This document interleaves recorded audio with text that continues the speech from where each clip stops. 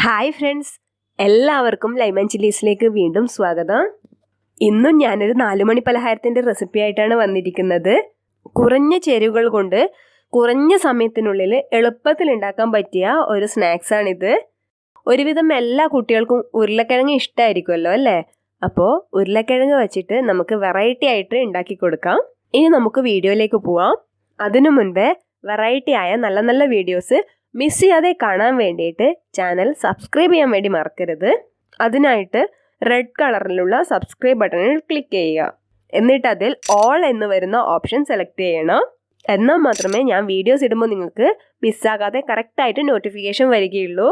അപ്പോൾ നമുക്കിത് എങ്ങനെ ഉണ്ടാക്കാമെന്ന് നോക്കാം. അതിനായിട്ട് ഞാനിവിടെ 2 ഉരുളക്കിഴങ്ങ് എടുത്തിട്ടുണ്ട്. ഇത് വേവിച്ചിട്ട് തൊലിയൊക്കെ കളഞ്ഞെടുത്തിട്ടുണ്ട്. ഇതുപോലുള്ള മീഡിയം സൈസിലുള്ള 2 ഉരുളക്കിഴങ്ങാണ് ഇതിന് വേണ്ടത്. പിന്നെ നമുക്ക് വേണ്ടത് പച്ചരിയാണ്. 1/2 കപ്പ് പച്ചരിയാണ് ഞാൻ ഇവിടെ എടുത്തിരിക്കുന്നത്. ഇത് 2 മണിക്കൂർ കുതിർത്ത് വെച്ചതിന് ശേഷം നന്നായി കഴുകി വെച്ചിട്ടുണ്ട്. ഇനി നമ്മളിത് അരച്ചെടുക്കാനാണ് പോകുന്നത്.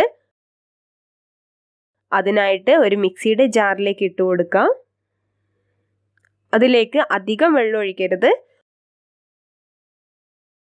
വളരെ കുറച്ച് വെള്ളം മാത്രം ഒഴിച്ചിട്ട് അരച്ചെടുക്കാൻ വേണ്ടി ശ്രദ്ധിക്കണം. ഇത് ഞാനിപ്പോൾ ഇവിടെ അരച്ചു വെച്ചിട്ടുണ്ട്. ഇനി നമുക്കിത് വേറൊരു പാത്രത്തിലേക്ക് മാറ്റാം. ഈ ഒരു പരുവത്തിൽ തന്നെ അരച്ചെടുക്കാൻ വേണ്ടി ശ്രദ്ധിക്കണം. അധികം വെള്ളമായാൽ മാവ് വല്ലാതെ ലൂസായി പോവും. ഇനി നമുക്കിതിലേക്ക് വേവിച്ച് ഉടച്ചു വെച്ച ഉരുളക്കിഴങ്ങ് ചേർത്ത് കൊടുക്കാം. ഇത് നന്നായി ഉടച്ചെടുക്കണം. ഒട്ടും കട്ട പിടിച്ചിരിക്കാൻ വേണ്ടി പാടില്ല. എന്നാലേ നമുക്ക് ഇത് അരിയായിട്ട് നന്നായി മിക്സായി കിട്ടുള്ളൂ. ഇനി ഇതിലേക്ക് ഒരു 1/2 ടീസ്പൂൺ ബേക്കിംഗ് പൗഡർ അല്ലെങ്കിൽ 1 പിഞ്ച് ബേക്കിംഗ് സോഡ ചേർത്ത് കൊടുക്കാം. എന്നിട്ട് ഇതൊക്കെ നന്നായി മിക്സ് ചെയ്തെടുക്കാം. ഈ അരിമാവ് ഉരുളക്കിഴങ്ങും നന്നായി യോജിച്ച് വരുന്നവരെ നമ്മളിത് മിക്സ് ചെയ്തെടുക്കണം. ഇവിടെ ഇപ്പോൾ ഈ മാവ് കുറച്ച് കട്ടിയായിട്ടുണ്ട്. അതുകൊണ്ട് നമുക്ക് കുറച്ചുകൂടെ വെള്ളം ചേർത്ത് കൊടുക്കാം. ഇതെല്ലാം നമുക്ക് നന്നായി മിക്സായി വന്നാൽ ഇത് ഒരു 5 മിനിറ്റ് നമുക്ക് മാറ്റി വയ്ക്കാം. ആ സമയം മാവൊന്ന് പൊങ്ങി വരും, അതിനു വേണ്ടിയിട്ടാണ്. അപ്പോൾ ഇവിടെ 5 മിനിറ്റ് ആയിട്ടുണ്ട്. ഇനി ഇതിലേക്ക് നമുക്ക് ഒരു പച്ചമുളക് ചെറുതായി മുറിച്ചത് ചേർത്ത് കൊടുക്കാം.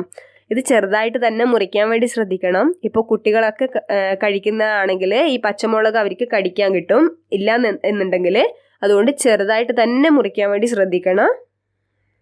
ഇനി നമുക്ക് 1/2 ടീസ്പൂൺ ഇഞ്ചി വെളുത്തുള്ളി പേസ്റ്റ് ചേർത്ത് കൊടുക്കാം.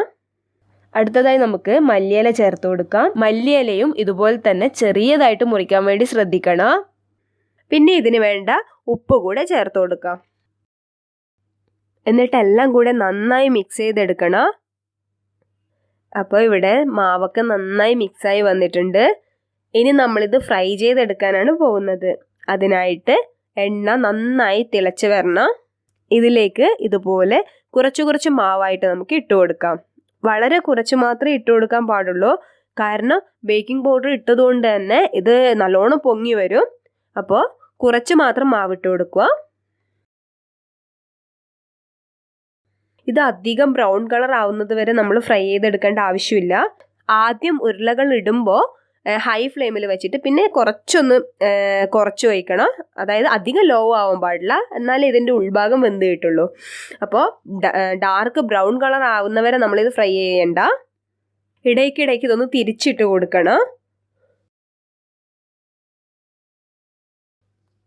ഇത് നന്നായി ഫ്രൈ ആയി കിട്ടിയിട്ടുണ്ട്. ഇവിടെ ഈ ഒരു പരുവത്തിലായാൽ നമുക്കിത് ഓയിലിൽ നിന്നും മാറ്റാം. നല്ല ടേസ്റ്റ് ഉള്ളൊരു പലഹാരമാണിത്. എല്ലാവരും എന്തായിട്ടും ട്രൈ ചെയ്ത് നോക്കണം. വീഡിയോ ഇഷ്ടപ്പെട്ടിട്ടുണ്ടെങ്കിൽ ലൈക്ക് ചെയ്യാൻ മറക്കരുത്.